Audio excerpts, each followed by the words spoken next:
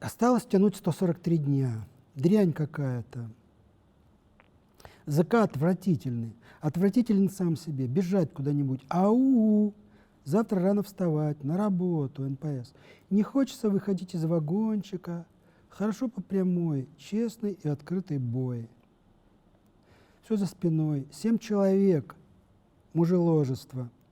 По 2 года. Тульские. Получим удовольствие. Ну, в те времена за гомосексуализм судили.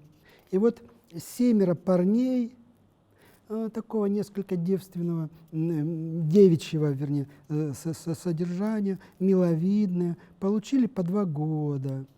И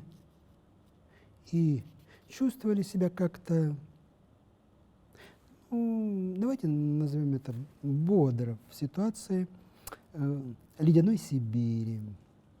Читать, рисовать, писать письма, забыть, заткнуться, заглохнуть, животное, племена диких, независимость, презрение себе на пользу, свысока, высокомерие, брезгливость. Сидим под 3 запорами. Осада, часы как музыка. Я труслив, потому что воспитан женщинами. Заболтались до 4:30. Герцен, указы о расстрелах, колокол, необразованность, Ку-клукс-клан, профессиональный и некий, все некое, навсегда, до демократических свобод. Мне будет даже жаль Иру, когда ты в ней разочаруешься. Моя прекрасная леди Наталья Хвостенкова, в которой я влюблен и которая ныне находится рядом со мной, говорит о моей первой девушке, что мне будет ее даже жаль, если ты разочаруешься в ней. То есть, дружок мой, не разочаровывайся в ней. Давай будем сохранять светлое чувство ко всем и всему. Даже несмотря на то, что время как-то относит нас в сторону от того, чтобы быть благодушными, прекрасными и любвеобильными. Хорошо, что слова несут эту информацию, и хорошо, что они при расшифровке всегда с нами. 4 января 1974 года проснулся в 4 и не мог уснуть. Сны размышления. И так, и так, и так, и так, и так, и так, и так. Да, мороз за 30, пол обжигает. Ну, пол был ледяным. Если ведро с картошкой стояла на полу, в вагончике, я имею в виду, в вагончике, то на 1,20 метра примерно от пола находился настил, на котором был брошен там матрас, одеяло, и мы спали. Так вот, ведро, стоящее на полу, ну, на метр от поверхности, замерзало, и картошка в нем замерзала, оно было ледяным.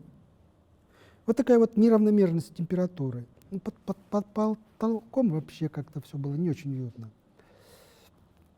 Да. Воровал лампы, потому что боялся, что света мне не хватит, а ламп нигде не было. Висели, ведь мы не забываем, что прошел Новый год, на елке висела гирлянда, ну, гирлянда — это лампы просто вкрученные, обычные. Вот.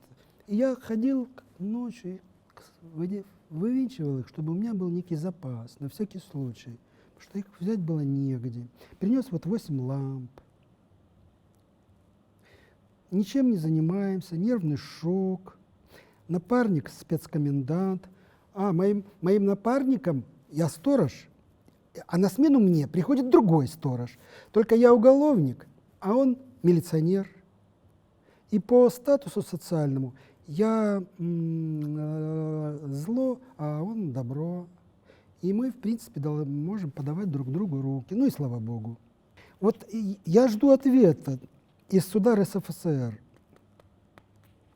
Пока ответа нет. 3 картин сделал, 102 рисунков. Ну что, начать рисовать портреты? Ну, глупость какая. Конечно, нет. Сосулька сорвалась и прокатилась по стеклу открытой форточки. Вот представьте, холодно, ледяное все, а форточка открыта, потому что на этом уровне страшно жарко, когда, вот я сказал уже, на метр вниз ведро с картошкой замерзает. И вот сосулька как бы срывается и катится по стеклу этой открытой форточки. Какая замечательная деталь, да. А вот картина должна молчать, чтобы быть навсегда. О вечности мы должны учиться у картин, дорогие мои. Вот для чего мы пишем картины. Ну, не зря. Когда мы видим Вермеера, предположим, мы понимаем, что имеем дело с вечностью, хотя не можем. Или натюрморты Шардена, или любые другие великих произведений. Мы не можем объяснить, почему мы соприкасаемся с тем, что не имеет свойства времени. То есть его течение, оно вечно. И вот эта ипостась вечного нас очаровывает великолепием. Да, вот теперь я скажу слово, которое декаденты и современные перформанисты очень не любят. Нетленно. Ах, вот эти, которые занимаются нетленкой. Ой, Господи, куда бы нам их деть? Такие нетленные прям. Да, мои дорогие, нетленные. А вы можете гадить сколько вам угодно. Вы можете размножать нигилизм, говорить о конце истории и о прекрасных возможностях чарующего рынка. Итак, господа мои, вечности мы должны учиться у картин. Вот над этим я и стараюсь работать все эти годы. А вот 13 января 1974 года, мягко говоря, опечалился. Представляете? Он пишет о том, сколь страстно невыносимо его бытие, как он мучается в размышлениях, которые не ведут к конструктивным связям, да? И мы привыкли к тому, сколь сложен язык его мучительных переживаний, мы ему сочувствуем, да? Не надо укоренять эту проблематику невыразимого. И вдруг он пишет, мягко говоря, опечалился. Надо же, как же так случилось, что он опечалился? Весь день рисовал и под конец испортил. То есть, господа, одно дело переживать о жизни, да, умозаключать теоретически, и совсем другое дело, когда в твоих руках находится карандаш или кисть, и ты творишь. И твое творение, изобретение вечности, как мы высказали, вдруг ошибочно. Это как решение задачи в детстве. Ты вроде бы складывал числа, получалось что-то хорошее, а в конце выяснилось, что ты допустил ошибку. То же самое с вечностью. Ты рисовал вечность, а получилось сиюминутное. И, конечно же, ты огорчился. Но это и хорошо, ведь это происходит в искусстве, как это происходит в поэзии, в музыке и где угодно, что связано с большим поиском в искусстве. Ничего страшного. Опечалился? Ну и хорошо, друг мой, будь печален. Не хватает красок для потакания страсти. Но еще бы, если бы тебе дали краски, да, и вот это, в этой твоей экспрессивной манере, я представляю, друг мой, что бы ты наделал. Поэтому даже хорошо, что красок у тебя не было. Не нужны тебе краски. Достаточно вот описания словесного, происходящего с тобой. Дополнительные краски – это уже другое. Это ткань, которой ты пока что, друг мой, недостоин. Будь в местах лишения свободы, будь скромен в запросах, запоминай, злись, преисполняйся ярости, и однажды все это создай почти что в нерукотворном потоке слов гнева. И все будет нормально. Краски пока не нужны. Ведь мы помним, что происходящее было 50 лет назад. Это не сегодняшний день. Мы читаем то, что мы извлекли из бутылки, которая плавала по морю, по океану 50 лет. Бутылка заросла мхами, мы ее едва раскупорили, достали, и вот читаем теперь эти, ну, давайте назовем их, ладно, мы уже где-то говорили об этом, пиратскими записками какого-то морехода, который не мог найти покоя и равновесия в этом бушующем море-океане жизни. Так будем снисходительны к нашему герою, к персонажу Вильгельму Шенроку. Все на недовольствие, от этого бешеная усталость. Конструировал мазки на пустом месте, совершенствовал мазок. 3 часа 30 минут. Картины обстоятельны, капитальны и серьезны. Никому не разрешено вести себя свободно. Вы скажете, а сколько картин сохранилось того времени? Подлинников, я имею в виду, написанных там, в Сибири. Увы, немного, не больше 5 картин. Вы спросите, а какова стоимость этих картин? Ха-ха-ха.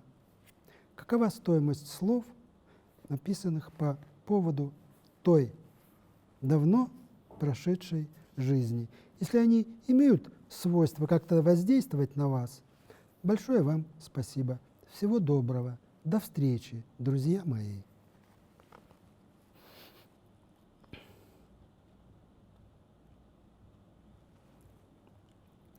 Не понимаю ни своего. Для меня не существует иных проблем, кроме нравственных. Я постоянно нахожусь в мыслях, выполняя любую работу, не знаю содержания, так как все сознание всегда сосредоточено на самом к себе. К другим всегда обращаюсь заданно, то есть прерываю их, то есть продолжаю себя. К англичанину или французу я мог бы обратиться как к соотечественнику. А вот это напрасно, друг мой. Давай так, обращайся сегодня к англичанину, которого назовем англосаксом, к французу, который может выбирать, да, президента. И вот он выбрал президента. Это тот самый француз, культуру которого мы уважаем. Мы, россияне, всегда любили Францию и ее культуру. И вот он выбирает президента Макрона. Какая лапочка, какая душечка. Да, ну это мы отвлеклись. Так что не надо нам того, что мы к любому англичанину и французу, вот это надо вычеркнуть или вырвать эту страницу из книги как испорченную. Как понять время? 4 месяца, октябрь, сотрясение, ноябрь, шахматы, декабрь, вживание, январь почти привычка. Да? Ну, это вот пытался обобщать времена. Из вагончика можно только наблюдать, как проносятся события. Скорость есть время. Надо убегать от привычек. Ну и так далее, и тому подобное. Ну, это все, пока пусть будет это лирикой, да. Ну вот.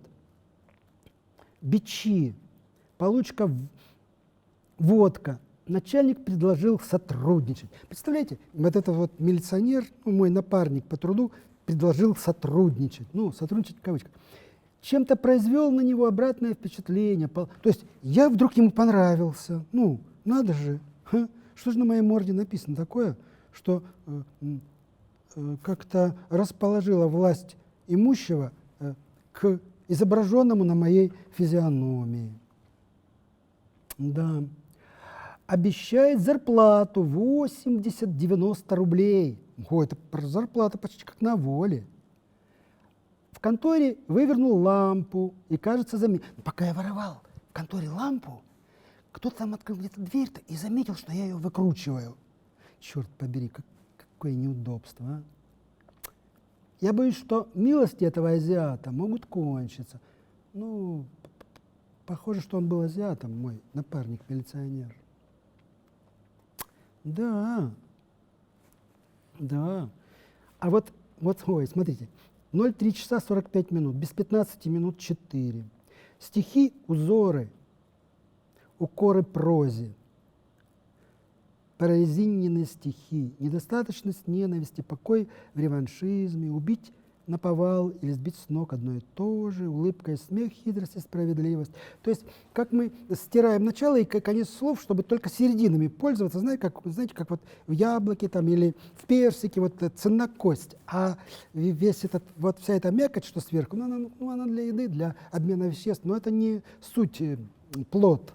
Вот так вот хотелось бы, чтобы было это и в стихах, и в прозе. Далее идут вот стихи, конечно, естественно, я их читать не буду. Не потому, что боюсь столкнуться с дилетантизмом и с тем, что поэзией не назовешь, а из некоторой вредности по отношению к самому себе. Потому что слова иного рода, как ни странно, я критике не подвергаю. Не моя задача и не моя особенность сегодняшнего дня. Я и без того удивлен, поскольку я не хотел заглядывать в эту книгу, боялся, что документ не будет соответствовать реалиям. А он более чем соответствует. То есть он превзошел мои ожидания, и я поздравляю себя с тем, что был достаточно уместен в те времена, достаточно развит в том, чтобы ирония и напрасные ожидания не погубили вот те ростки подлинных слов, которые стремились к тому, чтобы отразить действительность во всей ее полноте. Было мне печально, я писал о печали, было мне горестно, я писал о горечи. И если внимательно это вычитывать, и если не бояться того, что при чтении мы утратим время, представляете, вы представляете это все прочесть об одном и том же. Мне горестно, мне печально, мне хотелось бы любить, мне хотелось бы нас... Да все уже ясно. Давайте к следующему тому перейдем. Нет, не хочу и не спешу. Если вам наскучило это, пожалуйста, сделайте себе компотик, выпейте соку или чего-нибудь другого. Итак, нельзя жить просто умом или сердцем, как нельзя просто размышлять о добре и зле, видом деятельности. Ее начало, да, что такое не о чем думать? Да, слишком развитый скептицизм мешает начать что-то сознательное. Для меня черное небо – это ночь, светлый день, смерть и звезды – это одно и то же. Друзья мои, не может быть такого, чтобы смерть и звезды были одним и тем же.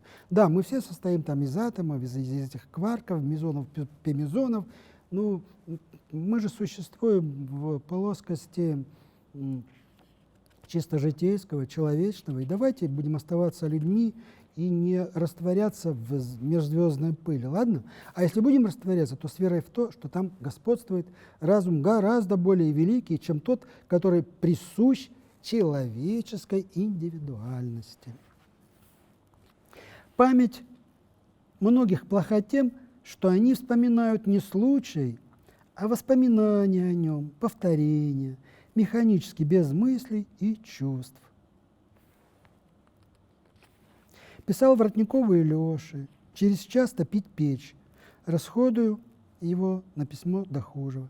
Мне мало картинной плоскости, в ней я чувствую себя тесно. И далее страничка с картинками в дневнике, и далее, страницы, тут разные солдатики среди птиц, весьма Улисс страсть по средневековью. Да, безусловно, уже, что там говорить, мы все устремлены в средневековье хотя бы потому, что оно было вполне земным переживанием и предчувствием технореволюций, которые оторвут нас от поверхности Земли и создадут иллюзию. Вы знаете, как на дороге, когда миражи парят над дорогой, и ты не поймешь, мираж это или реальность. Вот так вот мы существуем в сегодняшнем дне. Из-под нас всячески выбивают основу жизни, доказывая, что, возможно, мы существуем в виртуальном мире и пространстве, и, возможно, мы производны от того, что кто-то нас смоделировал, и мы действуем по алгоритмам программы. Так вот, если вы подчинены алгоритму, и если вам кажется, что из этого не выбраться, я вас с удовольствием с этим поздравляю. Потому что живое не имеет ничего общего с техногенной перспективой и надеждой на бессмысленное, чудовищное, робототехническое бессмертие. Как здорово, мы роботы бессмертные. Мы смотрим в глаза друг другу, понимая, что сознание, стойте, это какой-то позапрошлый век. Какое сознание? Когда мы все с вами явлены в материи бессмертия. Милые мои, как только появится малейшая возможность продлить жизнь не до бессмертного состояния, про это не надо говорить, на порядок лет, на 20, на 30, давайте даже пофантазируем, на 50 или 100, вам вообще не жить, друзья мои. Нас 8 миллиардов, сразу же останется 500 а 7,5 будут просто пущены под откос этой прекрасной надеждой бессмертия. Не думайте, что будет все иначе. Если сегодня золотой телец господствует, как он должен господствовать, то бессмертие, которое не имеет вообще стоимости и к которому стремится так жадно вся человеческая наука и алчность обладания жизнью, вы меня понимаете, во что это превратится. Ад покажется карнавалом и праздником. Позвольте на этом пока прерваться. До скорой встречи, быть может, в следующем томе. Доброй вам ночи.